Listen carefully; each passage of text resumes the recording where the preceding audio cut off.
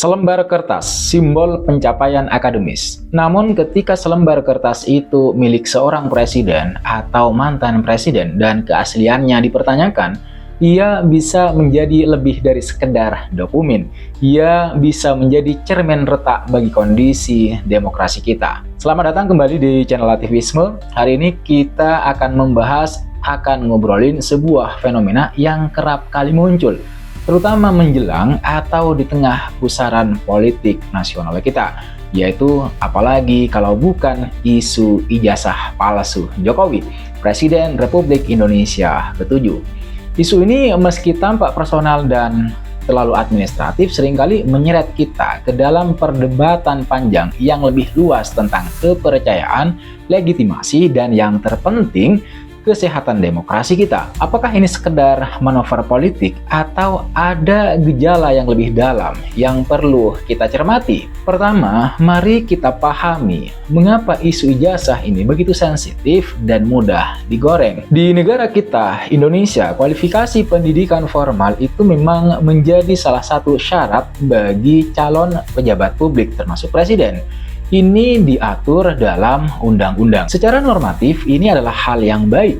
Seorang pemimpin memang sangat diharapkan memiliki kapasitas intelektual tertentu yang salah satunya dibuktikan melalui jenjang pendidikan formal. Namun ketika isu ijazah palsu Jokowi ini muncul berkali-kali bahkan ya ketika beliau masih menjabat sebagai presiden, bukan melalui jalur verifikasi resmi KPU atau Bawaslu, melainkan melalui desas-desus, unggahan media sosial, atau tudingan tanpa bukti kuat di ruang publik, motifnya menjadi patut dipertanyakan. Seringkali ini bukan lagi soal keabsahan ijazah semata, melainkan upaya delegitimasi, pembunuhan karakter, atau pengalihan isu dari masalah yang lebih substantif. Kita tahu semua bahwa tuduhan ijazah palsu milik Pak Jokowi ini muncul berkali-kali atau memang sengaja dimunculkan, dan biasanya pihak yang dituduh itu bakalan merespons dengan menunjukkan bukti,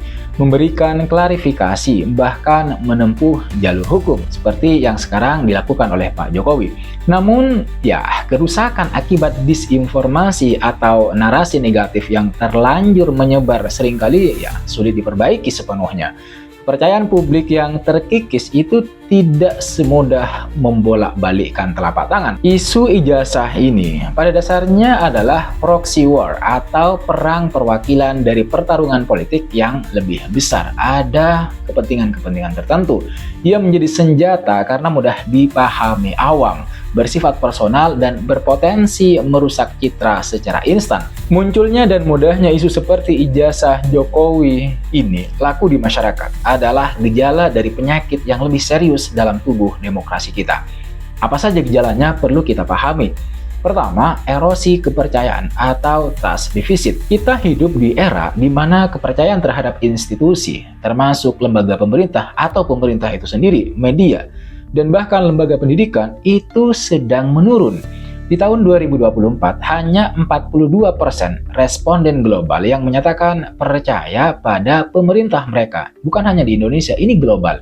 Bahkan di negara-negara demokrasi besar seperti Amerika Serikat, Inggris, dan Prancis, kepercayaan terhadap institusi pemerintah itu turun di bawah 40%. Ketika kepercayaan dasar ini rapuh, runtuh, masyarakat menjadi lebih rentan terhadap narasi-narasi alternatif, teori konspirasi, dan tuduhan-tuduhan yang belum terverifikasi. Isu ijazah menjadi lahan subur bagi mereka yang ingin menanam keraguan, terutama ijazah palsu Jokowi. Kemudian yang kedua, polarisasi ekstrim. Demokrasi kita sayangnya semakin terbelah menjadi kubu-kubu yang saling berhadapan. Garis demarkasi ideologis atau sekedar dukungan buta terhadap figur tertentu itu membuat dialog selalu menjadi sulit. Informasi tidak lagi dinilai berdasarkan kebenarannya, melainkan berdasarkan siapa yang menyampaikan dan apakah itu menguntungkan kubu-kubu tertentu, kubu kita. Dalam konteks ini, isu ijazah palsu Jokowi menjadi amunisi untuk menyerang lawan dan memperkuat kita dalam tanda kutip.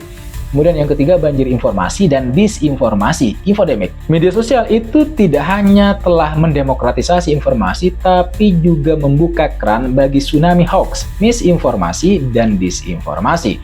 Algoritma seringkali lebih memprioritaskan sensasi daripada akurasi. Dan dalam banjir informasi seperti yang kita alami sekarang, banyak orang kesulitan untuk membedakan yang mana fakta, mana opini, dan mana kebohongan yang disengaja, kebohongan terstruktur. Isu ijazah yang dibumbui narasi emosional itu akan lebih cepat viral ketimbang klarifikasi resmi yang mungkin dianggap membosankan. Dan yang keempat, melemahnya budaya literasi dan berpikir kritis kita, masyarakat kita. Kemudahan akses informasi itu tidak selalu diiringi dengan peningkatan kemampuan untuk mencerna dan menganalisis informasi yang kita peroleh dari media secara kritis.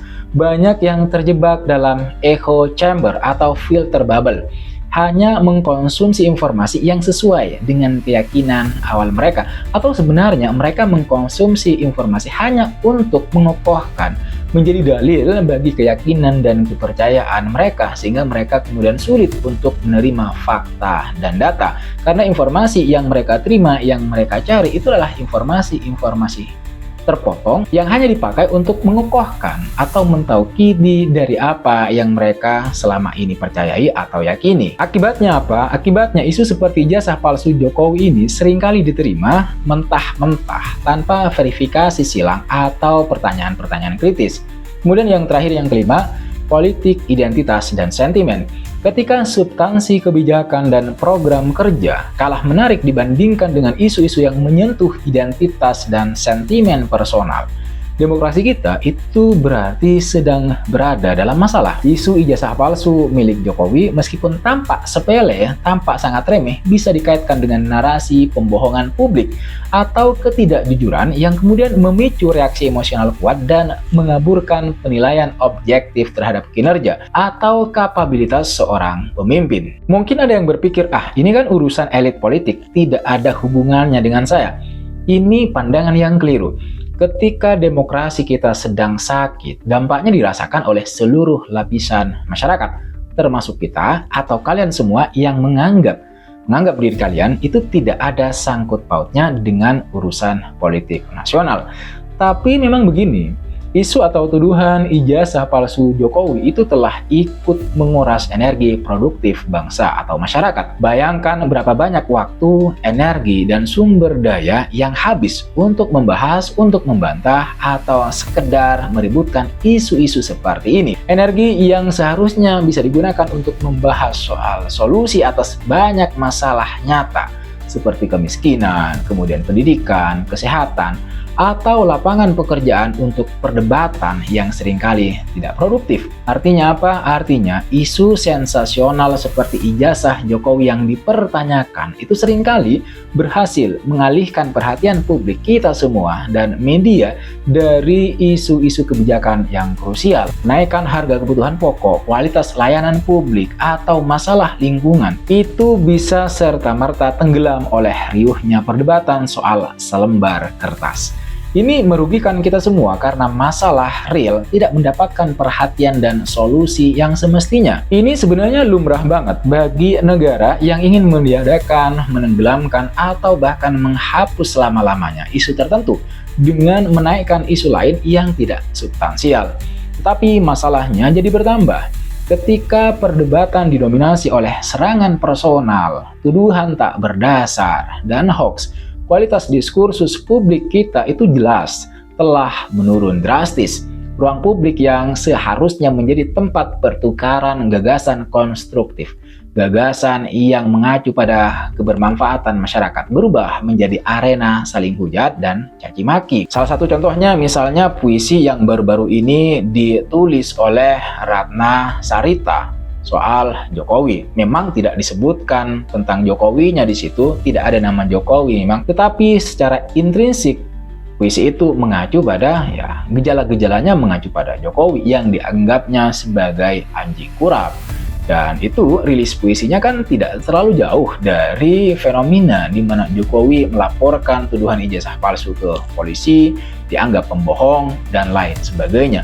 Artinya, perdebatan publik kita itu sama sekali sudah tidak menyentuh substansi atau esensi daripada kebijakan, daripada akar masalah, tetapi lebih kepada aspek-aspek permukaan yang malah mengacu pada caci maki, pada stereotip yang negatif, sehingga kemudian publik digiring pada pembentukan opini yang jelek, pada pembentukan opini-opini permukaan yang jauh dari esensi, yang jauh dari substansi apa yang mau disampaikan. Dan pada akhirnya kritik itu hanya menjadi akrobat bahasa saja, tanpa kemudian menyempilkan atau memasukkan secara dominan apa sebenarnya substansi atau makna atau esensi yang ingin disampaikan untuk perbaikan negara, bangsa, dan lebih-lebih publik atau masyarakat. Artinya apa? Artinya ini menciptakan iklim yang tidak sehat bagi perkembangan demokrasi kita. Jika isu-isu seperti ini terus-menerus digoreng dan dieksploitasi tanpa ada penyelesaian yang memuaskan atau kesadaran kolektif dari kita, maka ia berpotensi memicu ketidakpercayaan yang meluas, bahkan ketidakstabilan politik dan sosial. Sejarah telah menunjukkan bahwa delegitimasi kepemimpinan yang terus-menerus itu bisa berdampak serius, berdampak sangat signifikan pada stabilitas negara, dan ini warisan buruk bagi generasi mendatang. Demokrasi yang gaduh, penuh curiga, dan minim substansi adalah warisan yang buruk bagi generasi penerus. Mereka akan belajar bahwa politik adalah soal tipu daya dan serangan personal, bukan tentang pengabdian dan adu gagasan untuk kemajuan bersama. Ini akan mengikis minat dan partisipasi mereka dalam proses demokrasi yang sehat nanti di masa depan. Dan sepertinya tanda-tanda ini itu sudah mulai terlihat sekarang. Secara spesifik tanda-tanda apa? Yaitu tanda-tanda sudah sakitnya demokrasi kita dan mulai apatisnya generasi muda kita pada proses demokrasi kita saat ini. Akan tetapi kita tidak boleh pesimis dan menyerah. Demokrasi seperti halnya organisme hidup lainnya, bisa sakit tapi juga bisa disembuhkan. Upaya-upaya penyembuhan ini membutuhkan peran serta kita semua, seluruh elemen masyarakat. Pertama dan yang paling utama adalah meningkatkan literasi digital dan kemampuan berpikir kritis. Jangan mudah percaya pada satu sumber informasi. Sebaiknya lakukan saring sebelum sharing. Biasakan diri untuk mengecek fakta dari sumber-sumber kredibel. Ikuti akun-akun media atau lembaga pengecek fakta. Ketika kemudian menemukan informasi yang meragukan, jangan langsung ikut menyebarluaskan. Justru laporkan sebagai potensi hoax, dan penting sekali untuk kemudian mengurangi reaktivitas emosional terhadap berita atau unggahan provokatif. Selain kita harus meningkatkan diri dengan literasi, media juga sebenarnya memiliki peran sentral, peran signifikan.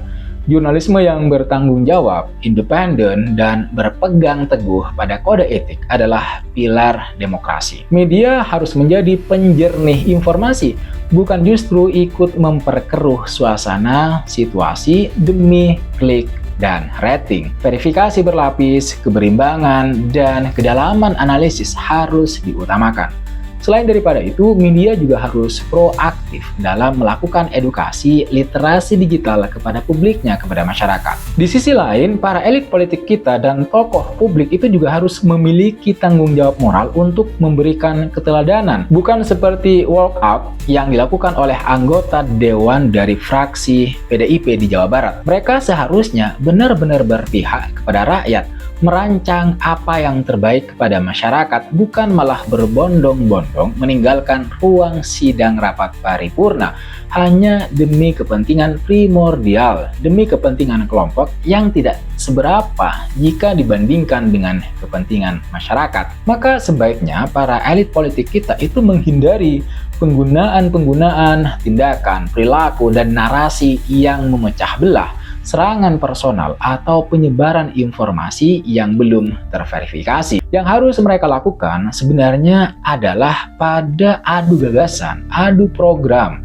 dan kemudian juga adu solusi. Jadi teman-teman, poin pentingnya di konten kali ini, isu ijazah Jokowi yang sampai saat ini masih dipertanyakan hanyalah satu dari sekian banyak riak kecil di permukaan samudra demokrasi kita yang mungkin sedang bergelombang, sedang sakit. Akar masalahnya lebih dalam, erosi kepercayaan, polarisasi, dan banjir disinformasi. Demokrasi bukanlah sistem yang sempurna memang, dan ia juga bukan tujuan akhir. Ia adalah sebuah proses, sebuah perjalanan yang membutuhkan perawatan terus-menerus dari setiap warganya, setiap dari kita. Sakitnya demokrasi kita hari ini adalah panggilan bagi kita semua untuk kemudian melakukan introspeksi dan berbenah. Artinya jangan biarkan isu-isu artifisial seperti ini, seperti ijazah palsu Jokowi, menguras energi kita dan mengalihkan perhatian dari tantangan nyata bangsa. Mari kita kembalikan marwah diskursus publik ke ranah yang substantif dan konstruktif. Bagaimana menurut kalian? Apakah ada gejala lain dari sakitnya demokrasi kita yang perlu kita waspadai? Sampaikan pendapat atau gagasan kalian di kolom komentar di bawah. Mari kita berdiskusi dengan sehat dan mencerahkan.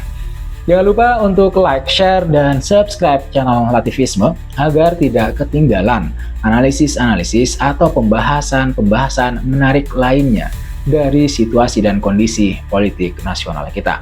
Terima kasih buat kalian yang sudah menonton video ini sampai selesai. Terima kasih buat kalian yang sudah subscribe. Buat kalian yang sudah memberikan komentarnya di video-video saya sebelumnya, terima kasih banget. Karena kalian sudah ikut mensupport perkembangan channel Lativisme. Sekali lagi, jangan lupa like, comment, dan subscribe. Nyalakan notifnya. I'll see you in the next video.